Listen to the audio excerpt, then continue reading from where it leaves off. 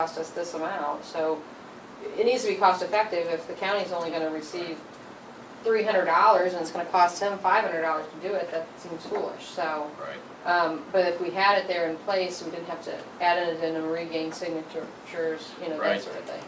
Right, so, That's what I would We're- think, but I kinda wanted to see what his feeling was too, and, So I haven't been close to anybody, so I okay. right, don't know what to do. so, it's August 15th, October 1st is the, Well, we gotta have something, because gotta have we're gonna something. start printing bills every Okay, Right, We gotta have So- something before then. I'd say we do our homework the next couple of weeks and decide whether, and, you know, if in fact it's something that we want to impose a big percentage on, because they're not collecting anything now, correct, not a penny, but if we, you know, say 10%, right, you know, because this converts to directly extra work specifically for you, if it was 10%, I would be willing to entertain, you know, a portion into general revenue like the rest of it, but then specifically, you know, earmark the rest for your earmark the rest office of or it something. to directly go as income to your office, because you're going to, Well, he's the one gonna have to do the work, I mean, his office is, so, yeah, right, and I- if we're mass,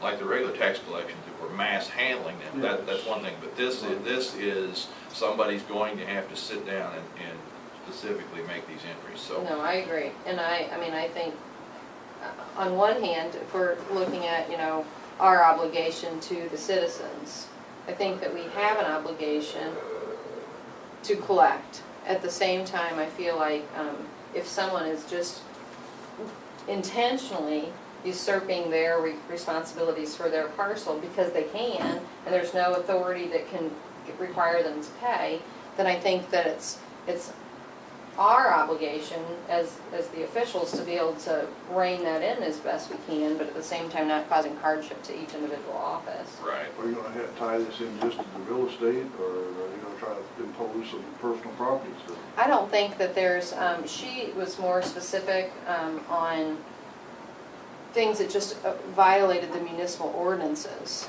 So I don't think it has anything to do with personal property, it more to do with mowing their grass, or like I say, taking care of buildings, Tearing or down derelict buildings, things keeping, like that. maybe you know, they call an attractive nuisance, maybe there is a vehicle that's up on blocks and it's been up on blocks and it could be a harm to children passing by or whatever. I think it's our obligation, if there's a way and a statute that provides for it, for us to come in and be able to at least stifle those nuisances, if you will, then I think that if we can do that and not cause hardship to each individual office holder, I think that that's, personally, I think that's what we need to do.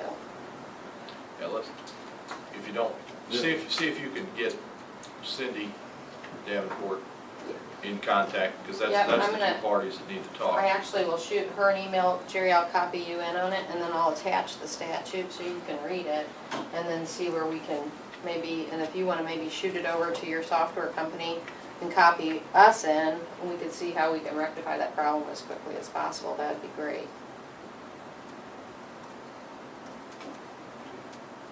Anything else? That's it.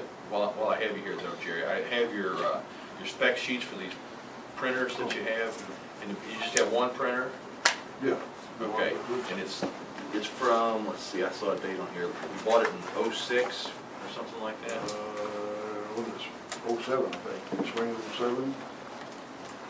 I saw a date here. No, it was bought. Yeah, '07, Yes. 17 April '07. So, you sent replace this thing, I guess before I should start putting together some specs and put it on the MAC website and things like that, to try to get some sealed bids on it. Thank you. Thanks, Leah. How archaic, is it an archaic piece of equipment? No, it's, I mean. Are there people still using this type of stuff I here? talked to the collector at Warren County, and she still has one. And I had talked to her about maybe, you know, buying ours, and she said she thought she might do it as a backup Right. or something like that. Okay, so it's not like it's an No, it's old, not antiquated. ancient, it's not, that's the word I was looking for, it's not antiquated, okay. It's not up to date, let's say that, but it's not antiquated. I forgot what we're thinking. Not state of the art, but it will. Okay, from now that I know that, I can move forward. Yes, ma'am. Sorry, I forgot one more thing. I've been talking with a gal who has done basically freelance reporting and writing for KMOV and for various news stations across the board for the last 15 years.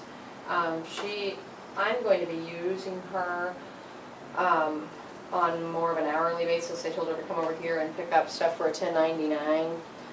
But, go ahead. I think she was in here picking I up the. believe on Friday. Okay, Friday she good. came, that's right. The reason I wanted to throw this out, I know there's only a couple of office holders in here, but I'm, up until I took office, I think our office submitted things to the Journal on convictions and different types of things.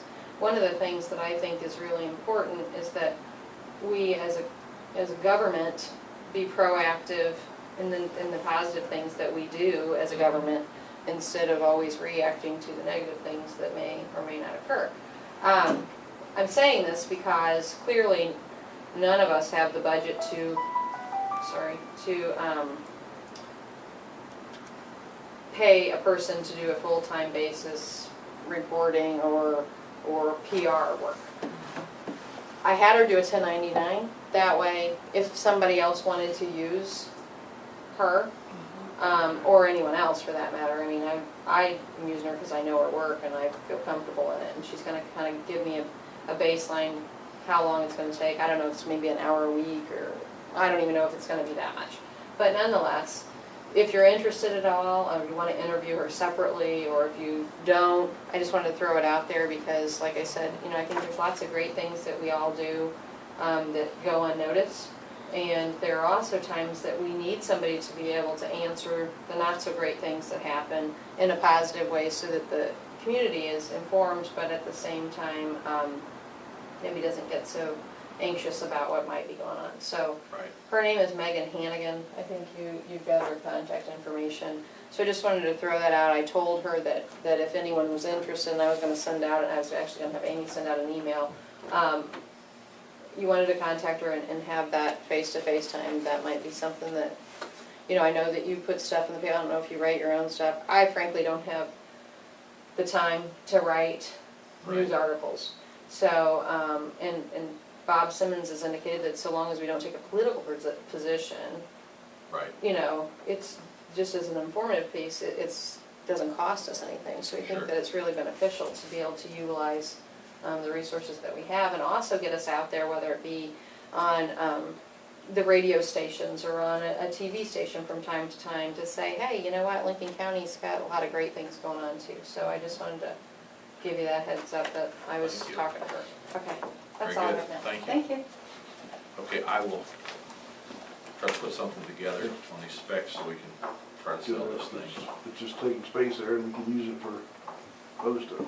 Where are you storing it now? Over in our vault, over on the side of Okay. 106. Okay, I'll just put your information down if somebody wants to come take a look at it. But we got ribbons and different things, paper that go along with it, so. Right. 5 boxes of paper and 3 ribbons, okay, fantastic. Let's take a short break until the maintenance staff. Kim, if you can check on the maintenance staff and get those guys here. Let them know when